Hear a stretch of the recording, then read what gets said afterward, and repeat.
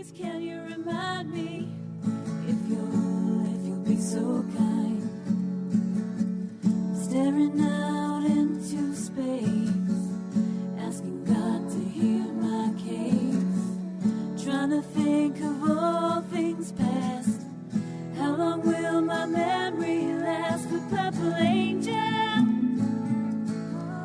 purple angel, purple angel, you're next to me. Well, hi, everyone, and welcome to Alzheimer Speaks Radio. I am thrilled to be here today. I just got back late last night from Maria Shriver's Move for Minds event in California, which was just exceptional. Really a lot of fun. And she did that in 8 cities, and I would really encourage people next year to get involved. It's a wonderful way to raise money for research, and 100% of funds goes back into research. The other thing I wanted to tell you about is a little bit about who we are, because we always get new listeners. So again, I'm Lori LeBay. I'm the host and founder of Alzheimer Speaks. I started this company because my mom had dementia for 30 years. And as a daughter looking for services, I just felt like it was really limited. I didn't know where to go. So our goal here is really to raise everyone's voice and to help people connect the dots. And Alzheimer Speaks has expanded from not only the blog and the website and the radio show, but we do video interviews called Dementia Chats, where our experts have dementia. I do a lot of speaking and training and keynotes around the country as well, but we're always looking for new, innovative ways to help people live well with dementia. One of our latest efforts that we are working on right now is a dementia-friendly cruise, which will be happening November 11th through the 18th, and that'll be out in the Caribbean, and we would love for you to come. It is a cruise for both people with dementia, early to mid stages, with their family or companion, to come along and relax and rejuvenate. And we're also going to have a symposium. So it's going to be a great way to connect with people all around the country and just, really builds a sense of camaraderie and then have that ability to learn at the same time. Here at Alzheimer Speaks, we believe that joining forces is just really critical in sharing knowledge and having these everyday conversations like we do here on Dementia Chats. We like to take our time and not just do sound bites, but really get to the meat of the matter where we can really help people, maybe inspire them to do something as well. And you, as a listener, might be our next guest. Everyone is welcome here.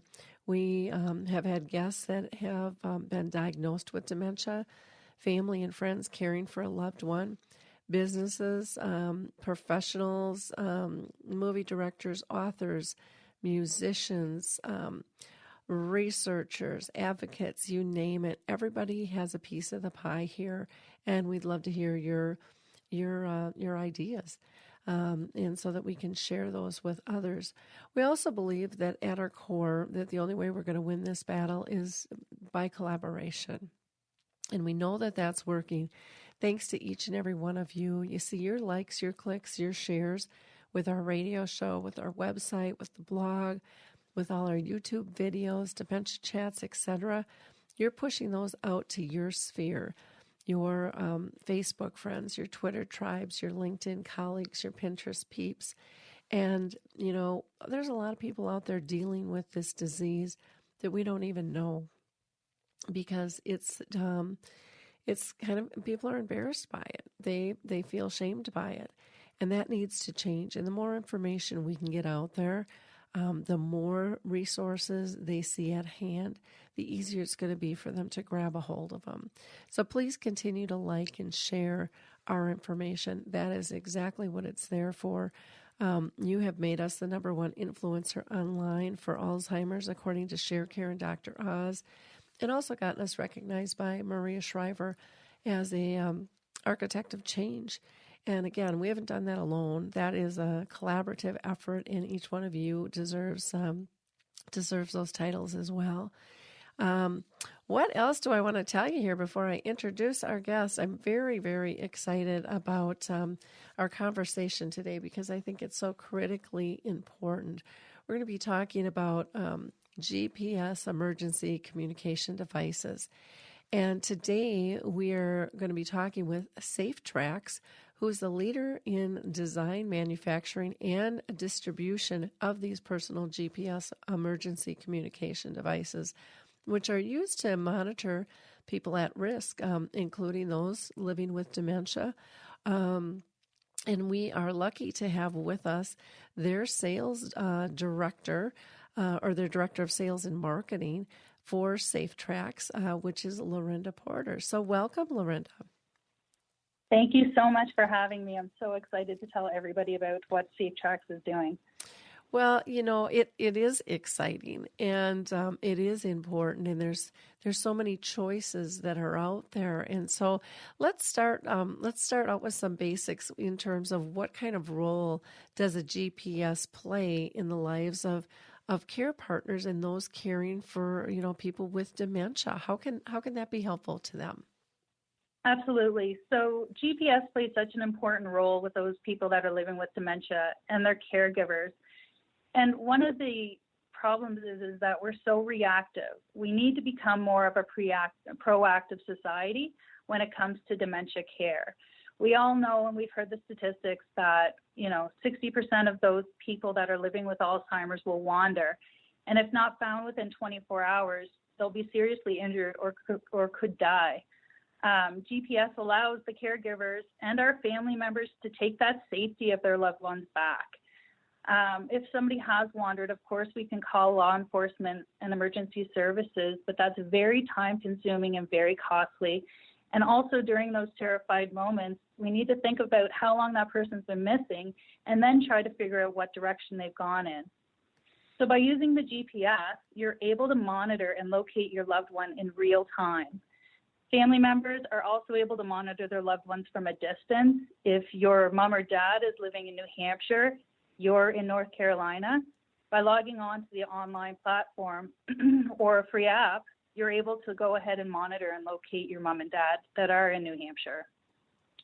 For the person who's living with dementia, GPS offers the independence to move throughout your community and through North America, because our device, the Tri-Lock, the emergency communication device, is not tethered to a base station or connected to a smartphone. That person is still able to go to the grocery store or the pharmacy, or even to travel down in the southern states if they're a snowbird. The SafeTracks Tri-Lock emergency communication is the most advanced GPS wearable in today's marketplace, and there's no other device that matches the full sets of features and certifications that are held by the Tri-Lock, including fall detection, having a lockable clasp, the SOS panic button, caregiver notifications, a two-way hands-free voice, and also up-to-the-minute location updates, so you can find that individual when it's needed most. Wow, that's fantastic. Now, did I understand you correctly saying that somebody on the other side of the country can check on their loved one in terms of location? Yep, for sure. So we're partners with a cellular company here in Canada and also a cellular company in the United States. And, in today's age, a lot of families are moving away. For example, my family lives on the East Coast right now, and I'm living on the West Coast. So if I needed to monitor my mother, I can do that by living in Alberta. Wow. That's really cool. And that's got to make it just so much more comfortable for care partners to be able to check in. Can more than one person check, or is it just a one-person controlled system? How does that work? No, there are multiple caregivers, family members that can be added. In terms of the SOS button or the two-way voice, the primary caregiver would be the one to receive the notification. But in terms of fall detection or the clasp open, clasp closed, or the speed detection notifications, those can be multiple caregivers. Wow, that is very exciting. That is very, very exciting. What kind of recommendations came out of you had done an acceptance of global positioning systems and in the GPS technology amongst dementia clients and families? You'd done a study. What kind of recommendations did they make, and have you had a chance to apply those? Are those part of this system, or is that something in the future? Absolutely. So we were involved in a study with the University of Alberta and Alberta Health Services. And what the study has determined is that it's so important when first diagnosed to start accessing a GPS emergency communication device. There's a few reasons for this. The first being that at the first diagnosis, you're able to get consent from all parties. So the person that will be wearing the device, can understand that this will be happening and they'll be wearing the device through the progression. For the caregivers to get used to how to properly monitor and use the different features of the device. Mm-hmm. And also, for the individual to get used to wearing the device, wearing a wrist-worn watch, especially if they're not used to wearing a watch, so that it doesn't feel so foreign on their wrist. With the study, our users, our caregivers, and our clients, they really felt a peace of mind and the independence that these kinds of devices can have. They had the opportunity to, the caregivers had the opportunity to take a shower, do the laundry without fear of turning around and their loved ones be gone. We hear so much right now about how much stress, financial, physical, mental stress is being put on our caregivers and our family members. And this was a really helpful tool. Due to the 89% approval rating that we did receive from law enforcement, caregivers, clinicians, major stakeholders, we've now become a preferred supplier of GPS emergency communication devices for Alberta Health Services. And just so you understand kind of what that means is Alberta Health Services is Canada's largest province-wide fully integrated health system. Wow. Who is responsible for delivering health services to more than 4 million people in Alberta, some in Saskatchewan, some in British Columbia, and others in Northwest Territories. Well, how fantastic is that? And I love the proactiveness of this, and I also, one of the things that I thought was really important, which I rarely hear people mention, was the importance of having them start to use the system early on so it becomes a habit, so they're comfortable with it, and it becomes part of their routine. And I think so often, people don't understand the importance of that step. And to me, I think it's just such a critical piece, because it eases the job on both sides, the person wearing it and those monitoring them, if someone's comfortable with it. Absolutely. And, it's back to being proactive. We live in that kind of society where we don't put our snow tires on until after it snows. It's it's something that we really have to think about, and that all clinicians or caseworkers, they should have this kind of information available, because when somebody is first diagnosed, it can be so overwhelming. There's so much information out there that it's really important to kind of take care of our caregivers, and especially the people that are now going to be living with dementia and Alzheimer's. Yeah, very important. And I think if it's explained as to why the need is, I think that's one of the problems, is people don't always explain the purpose, of the process, that why it's important to wear it early. Because one of the things I hear from people with dementia too is, if I know it's going to help me later, I'm all over it. Yeah, absolutely.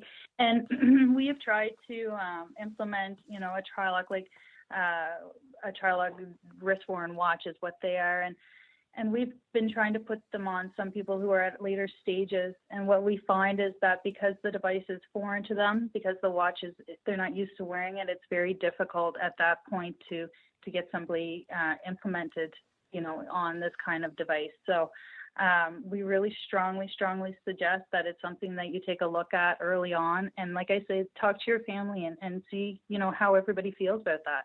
Yep. Yep. Now, one of the other things is, as you know, you got a lot of competition in the field. And what should people look at when they're comparing one thing to another? Because sometimes to us consumers, they all look the same and we just get tired of, and we get worn down in terms of trying to analyze things. And it's just like, okay, I'm just going to get one, get it off my list. No, absolutely. And you're absolutely right. There are so many devices out there. There's the fobs for the keys. There's fobs for your pocket. There's pendants that you can wear around your neck. And some of the issues that are facing these is when they're small or they're not attached to the individual, they're easily taken off, thrown away, or hidden. Mm-hmm. Another problem is that, a lot of these devices are tethered to a base station. So you can only go so many feet from your home. It's kind of like your mobile phone at home. Once you're so far away from that base station, you're no longer going to receive a signal. So in those cases, if you're at the grocery store, for example, and you have a fall and you push that button, unfortunately, it's not going to work. Mm-hmm. Some other problems with some of the newer devices, they're tethered to a cell phone, which means that they'll speak to your cell phone. But if the caregiver is out of range or the individual forgot their cell phone, then those devices are no longer going to be useful either. Sure. Some of the most important things to look for is, does the device have breadcrumb location updates?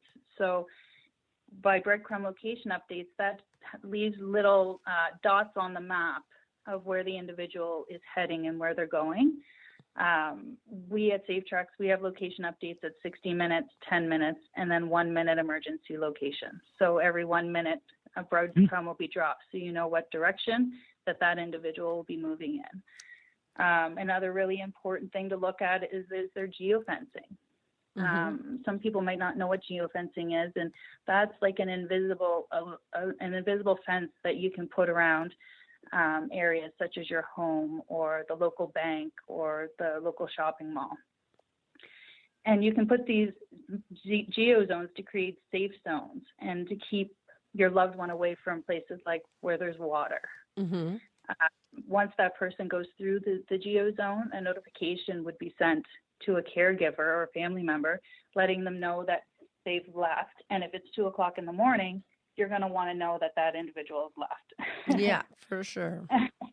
Does the device have fall detection, which is very, very important? Falls in seniors today are critical. There's so many seniors that are in hospitals and care because due to their fall, they've experienced more health concerns. So we want to make sure that a device has a fall detection, that you're going to be notified if your loved one has taken a fall and know when that has happened, instead of, unfortunately, somebody coming by 4 hours later and finding their mother or father, hurt. Mm-hmm. Does the device have a panic button or an SOS panic button? And how does the individual communicate with the person wearing a GPS device? So sometimes somebody with dementia and Alzheimer's will forget to push the SOS button. But what will happen is if they have left the area, that the safe zone, whether that's 2 kilometer path that they normally walk or in the middle of the night, then caregivers will receive notification without the person wearing the device physically having to do anything. Okay. There's also, is there a lockable strap? Can the device be easily taken off? Oh, yeah, that's a good one. Yeah, it's very, very important. So the Tri-Lock that the SafeTracks has for our emergency communication device does have a lockable strap, and it does have a tamper-proof strap. So that means that if somebody tries to cut it off, the caregiver will receive a notification of that as well. Notifications, are really important for caregivers to receive, so they kind of have an idea. And I want to emphasize as well is this isn't meant to scare people that are going to be wearing the Tri-Lock or wearing a GPS device. This isn't something that you should take as, you're no longer going to have your independence and everybody's going to know where you are. It's not meant for that. It's meant for emergency situations if anything ever happened. And, by getting used to the device early on, you'll still be able to maintain that freedom to move throughout your communities. One of the most important things, though, that I do want to mention when looking at different devices is the certifications. So anybody can go to China, for example, and build a device and say, hey, come check us out. But if it's not certified and it's not safe to wear, then it could come to major problems. So you want to make sure if it's IC, which is Industry Canada, or FCC, which is in the States, make sure that it's certified there. Make sure it's certified as SAR, which means that it's safe to wear on an individual. And you also want to make sure that a GPS device with cellular network, which means that it would have the two-way capability, is certified with cellular networks. If there's a third-party SIM card that's in a device, large cellular companies can cut those off without notifying you, which Really? can leave you and your loved one very, very vulnerable. Oh, wow. I didn't know that. Yeah, that would be pretty spooky. It is very. So, here at SafeTracks, we've always maintained the highest standards of certifications, and we do only offer the top-of-the-line wearables with all certifications that I just mentioned. Okay. Well, those, you listed off a lot of things I would not have thought to ask about at all. I wouldn't have. And so that was really, really helpful. And hopefully our listeners feel the same way with that. I was going to ask, is there a list of those things that they could take with them to the store, or if they're on the internet looking that you have? Well, a really great website to visit would be a website called Finding Your Way, which was developed by the Alzheimer's Society of Ontario, specifically for caregivers. Mm-hmm. So they and the University of Alberta took 18 or 19 wearables, companies that provide wearables in North America, and based on a criteria, they are allowing certain devices to be placed onto their website, and SafeTracks was the only company that exceeded all certifications and criteria. So if you're looking for criteria, go to the findingyourway.com website or .ca and check out what they have listed for criteria, because the devices on that website are vetted and they work. Okay, so it's fine. Okay, Finding Your Way on. It looks like Finding Your Way Ontario. Do you think that's it? That's it. Yep. Okay, great. Because I was just out here looking for it. Well, we'll add that onto the show page too, for people to be able to look at it. Also onto the blog for people. Sorry, Lori. No, that's okay. I do believe they have a comparison tool there where you can click on the different devices and do side-by-side comparisons. Okay. Yeah. Oh, wonderful. I may just share that link with our, I do a lot with dementia-friendly communities here in the U.S., and one in particular that I'm, on the board for in Roseville is we have, the city of Roseville has dedicated a page to us for dementia, and this would be a great resource link for them to be able to have. So I will add a link back to Finding Your Way because I just think it's a question that comes up so often, and people, it's hard when you get on Google, you just kind of get overwhelmed and you don't know which direction to go. And you just want to get it done sometimes too. As a care partner, you just get so exhausted. You just want to check it off your list. So thank you for sharing all that. That was great. Now, what about in if somebody has to move into a long-term community, can this technology still be used there as well? Or have you found that certain communities like to use their own system? Absolutely. So, a lot of the long-term care communities, they're evolving with the technology.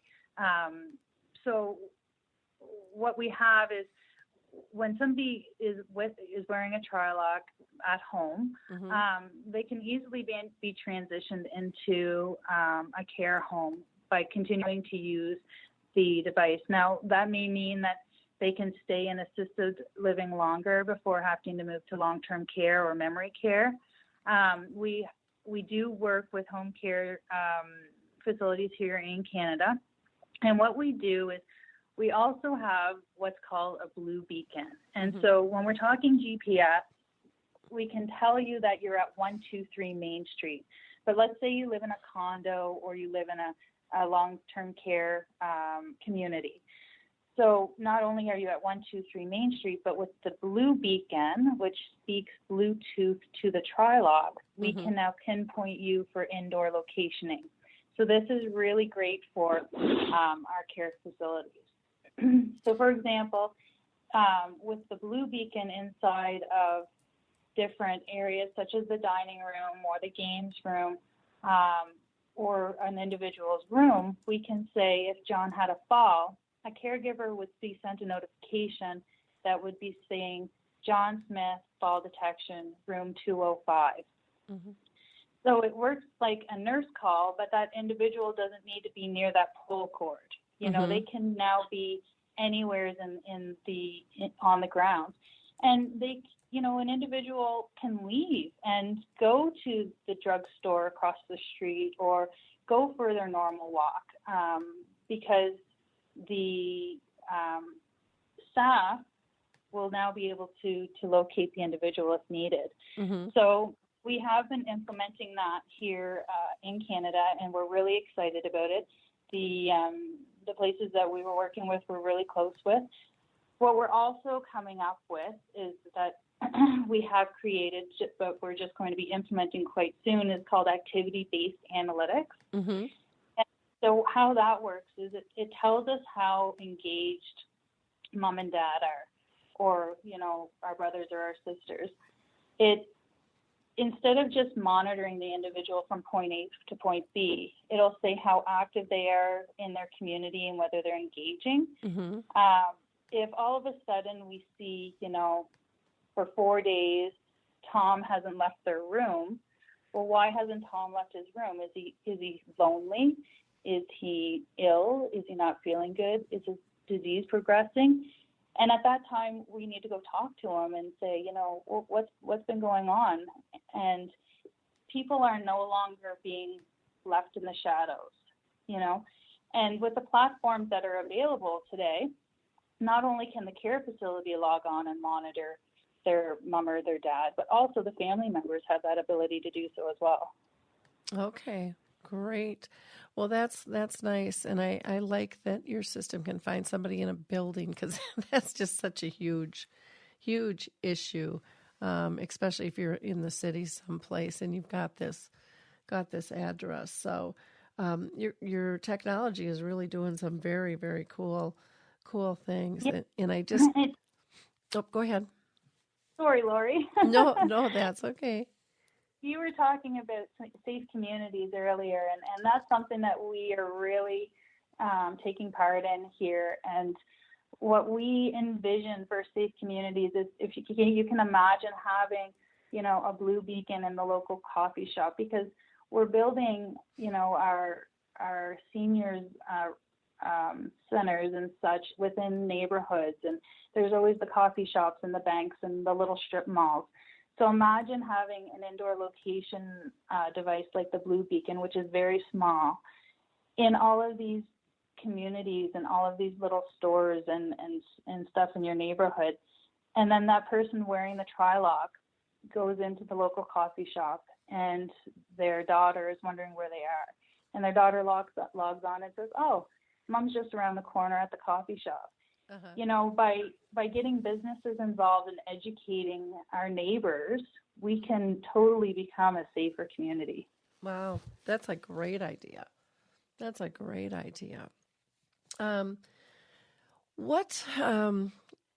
do I want to say? We were talking about building more inclusive communities.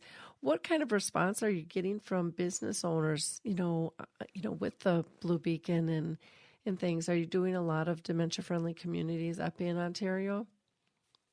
Well, here in Alberta, we are working with a few groups to try and bring that.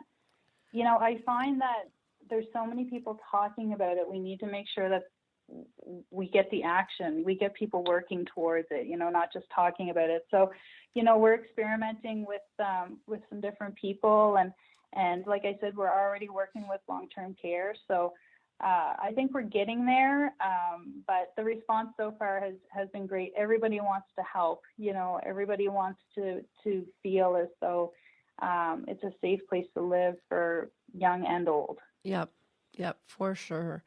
Well, and it's finally getting the attention, not the detention, the attention that it deserves. So that is wonderful. Now, does your company have other types of products other than GPS that might be able to help people live more fully with dementia, or if they're caring for somebody who has dementia? Absolutely. So another device that we have available in Canada is called the Prime Mobile. Mm-hmm. That will be available in the U.S. Hopefully early next year. But that's very much of a pendant style, and it's more for an independent senior who is just living on their own and may need that SOS push of a button. It's also a GPS device, so that individual isn't tethered to a base station. Like I said earlier, they can travel throughout North America and still have that peace of mind that help is on its way if needed. Mm-hmm. But all of these devices, they help people stay in their homes longer. They give independence and that peace of mind that everybody, they need. They need to live their life to the fullest, whether you're a caregiver or a family member. All of these devices that SafeTracks has is here specifically for them and here to help. Okay, wonderful. Well, this is exciting. You've given us great information and a wonderful resource in terms of finding your way. I was just, as we're talking, I'm kind of digging around on their site, and they even have a list of what do you do if somebody goes missing. And so we'll add that onto the blog and the information here too. And then they have a form and a checklist basically for what do you do when you're reunited, after someone is missing or abducted. How do you approach? And so that's kind of interesting too. These are great resources that your company has hooked up with to just really make the process so much more streamlined and more efficient. And I love the collaboration that you're doing because it makes sense, and it's going to ease the burdens that people are feeling, and it's giving them not just one answer, but really looking at things from a global perspective, kind of that big picture instead of just one aspect. And the fact that SafeTracks, took the time to look at the responses from people living with dementia and their family caregivers, that study, and taking those their comments seriously in terms of applying things to try to make things easier. Again, kudos to you guys. That's absolutely fabulous. Absolutely. Thank you. Fabulous. No, we are so excited.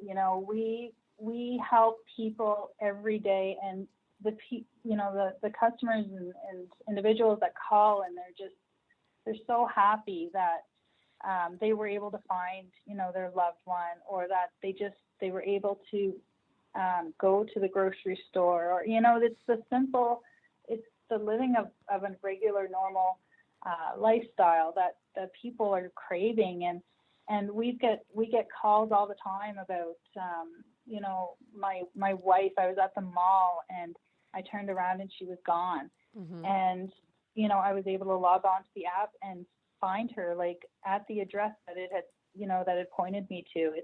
It's amazing. And we're so passionate at SafeTracks about this. Now, what I want to ask, what were the people with dementia? What were their comments about wearing the bracelet or the watch, whatever you want to term it, communication device? How do they feel about wearing that? Did you get feedback from them specifically? Because we did get feedback. They generally didn't mind, wearing the device and knowing that it was something for them to use. And actually, most of the people that we did the study with at the University of Alberta and Alberta Health Services did the study with wanted to continue on after the study with the devices. Yeah, because, when I talk with people with dementia, I mean, if it's going to increase their safety and if it's going to make their loved one more comfortable and less stressful, they're usually all for it. Mm-hmm. And so I just I love this idea of it seems like a very different system from most out there, from what I've seen and the capabilities of what it can do. Now, one thing I didn't ask that our audience is probably interested in, can you share with us cost and how it works in terms of cellular based? Do they have to go through yours, or can they go through their own system? Yeah, absolutely. So the regular retail cost of the Trilock is $399.95. However, we are running a special right now because we launched our new website, and the Finding Your Way launched their new site. So we've decided to run a promotion until June the 15th for 50% off. So you can now own it for $199.95. Okay. That's the same price in Canada or the US. The monthly service fee is $39.95, which is very comparable and in a lot of cases cheaper than some other devices that are on the market. We also offer a leasing program. So if you're not quite sure whether or not you want to purchase the device, you can go ahead and lease it for $69.95. And some people have seen success having the monthly service fees by applying to some of their benefits programs. Okay. They've been able to get that monthly service fees covered. So if you have a benefit program and you need some information or whatnot, please contact us. We'll provide you with whatever we can to see if we can help in any way. How the cellular works is we're partners with Rogers in Canada and partners with AT&T in the United States, but you do not have to have an AT&T cell phone, for example. You can have any cellular type of phone. It's not important because the Trilock itself is an independent device. So it would just be like calling your girlfriend's cell phone. Sure. Okay. And can you give me that monthly fee again? Was it $30 or $39? $39.95. $39.95. Okay. And then one of the things, if somebody leases and there's a new release, SafeTracks, 0.2 comes out, can they upgrade through a lease program, or are they still set with that until it's paid off, or is it, or does that just fee continue throughout the process for them? Well, there's only so what happens with the lease is you use the Trilock for the amount of time that you need it. There is a minimum 6 months, but anytime after 6 months, if you're no longer needing the device, you would return it to us. And at that time, if there was another version, an updated version, then after the 6 months, then you would be eligible for an upgrade to that updated version for sure. Okay. Because I just, and again, no one knows how long someone's going to be, in this process. And I know with phones, they can only go so long and then you got to buy a new one type thing. So I thought that might be something that people were interested in knowing about. Anything that we've missed and haven't covered that you'd like to discuss at all, Lorinda?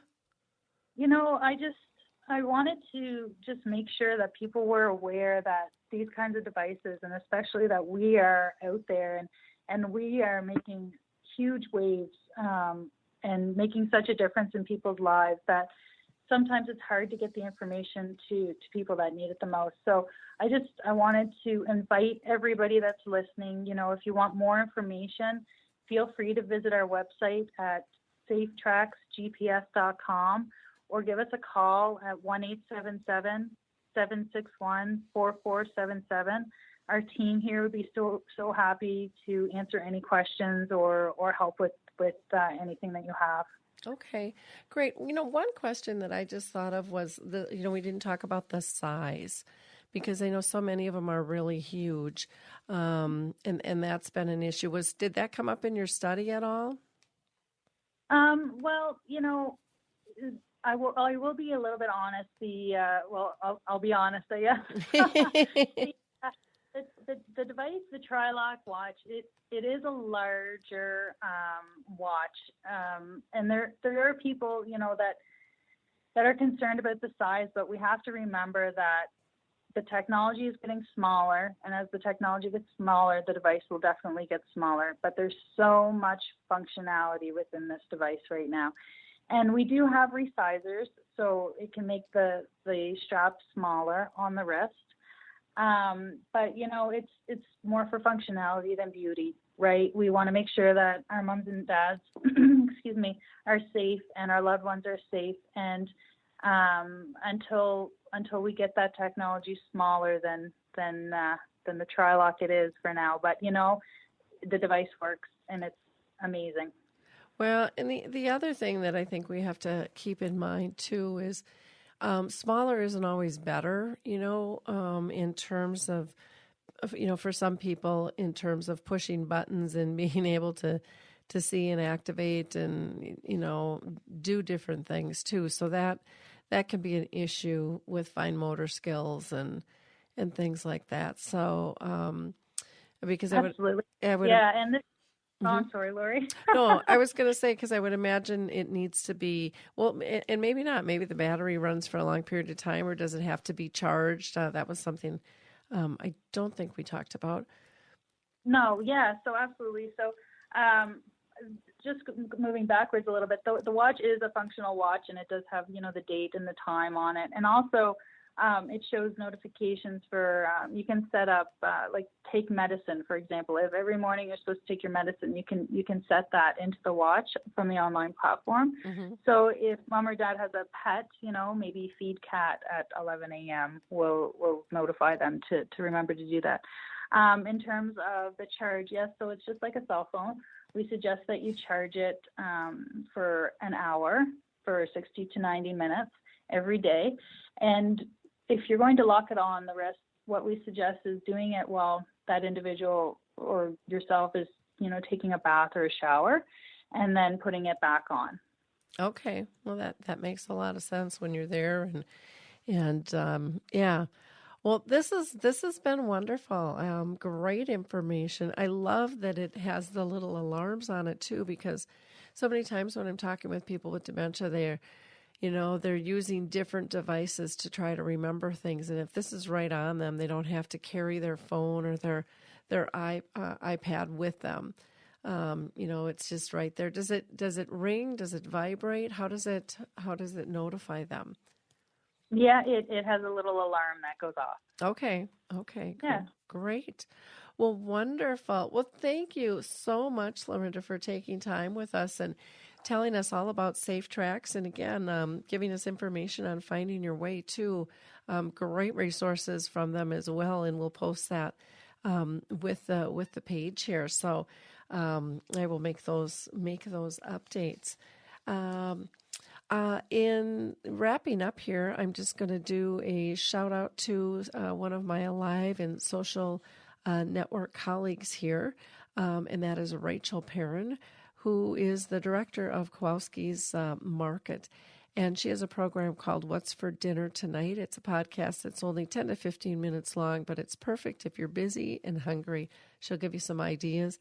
Or you can always go to Kowalskis.com. That's KOWALSKIS.com. Don't forget about our dementia-friendly cruise, November 11th through the 18th.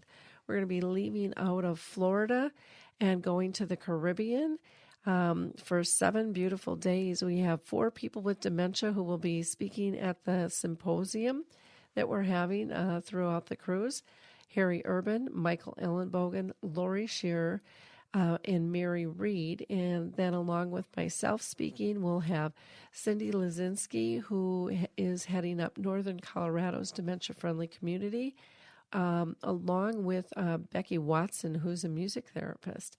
So we are so excited. Please start booking now, though, because we've had so much interest, and we want to make sure that people get their cabins. November isn't as far off as you think it is. So, yeah, the response has been very fun. We're having a lot of groups come from various memory cafes to around the country and actually around the world that we've been talking to. Want to again give a thank you and a shout out to Maria Shriver. She is just a powerhouse, and being at her event just on Sunday was absolutely fantastic. It was called Move for Minds, and it's kind of a mind, body, heart, and soul piece. And they did some workouts. We did a meditation. I was part of a panel. And the panel was absolutely phenomenal. And I'll just tell you who all was there so you can, mark this for your calendar next year. Dr. Daniel Amen, who has been in brain health for over 20 years, way ahead of the curve, along with his wife, Tanya, who is a nutritionist. We also had Katie Bowman there, and she is a biomechanics, and she talks about how we move our bodies is more important than actual exercise, being aware of each part and how it moves and how it contributes to our health. And then Malika Chopra was there, and that was Deepak's daughter, and she was just marvelous. And she talked about meditation and life being messy, and she's got a new book out you might want to check out, along with Joshua Grill, who is a fabulous Alzheimer's researcher. So we had great information. And then we were so honored to have our moderator be Lisa Gibbons. So it was really just a fun time. And they raised about $500,000 for Alzheimer's research. So that was just a fantastic thing to be a part of. Before closing, I'm just going to give you my tips that I gave for Move for the Minds, and I'll just read those to you here. Tips for care partners is, remember, everyone feels better when they smile and laugh, so find what brings you both joy and learn to duplicate that. Number 2, don't live in the past or project the future. Live in and for today. By loving them, engaging them, and empowering them in what they can do.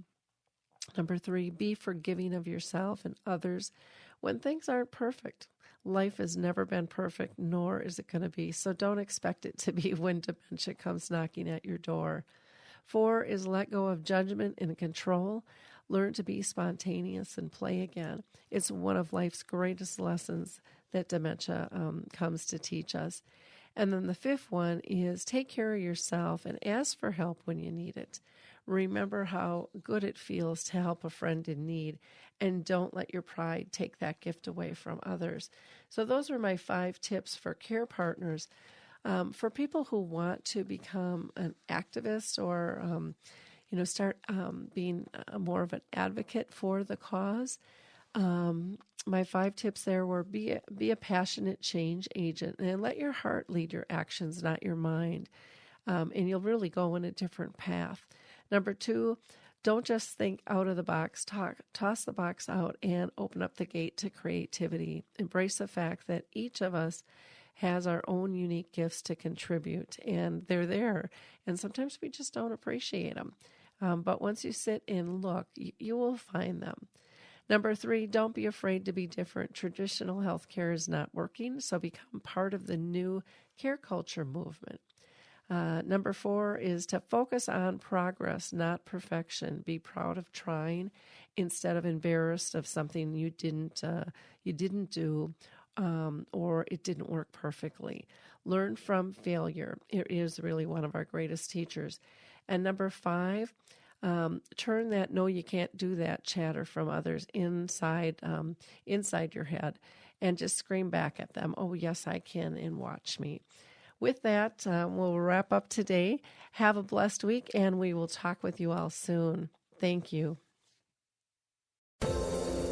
Hi, everyone. This is Meredith from the Senior Fitness with Meredith podcast, where I discuss all things for seniors, from fitness, your health and wellness journeys, how to be all over strong and beyond.